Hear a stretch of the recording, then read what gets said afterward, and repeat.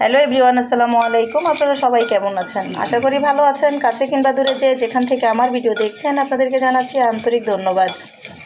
আমি করব পেয়ারা মাখা। তো লবণ, শুকনো মরিচ পুড়ে নিয়েছি।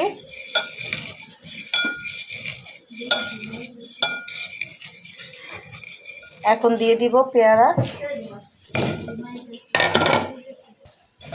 মেখে নিব। দিয়ে দিব কাসুন্দি,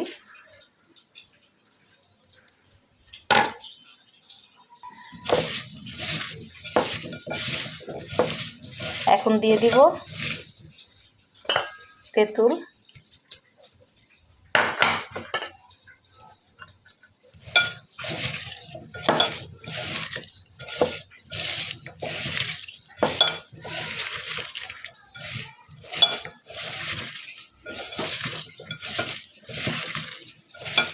একটু লবণ চেখে দেখি কেমন হয়েছে।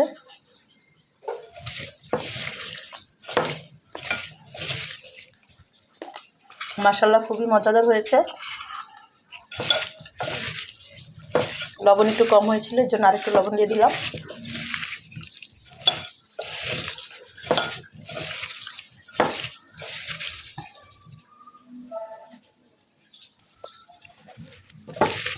তো আমার পেয়ারা মাখা হয়ে গিয়েছে।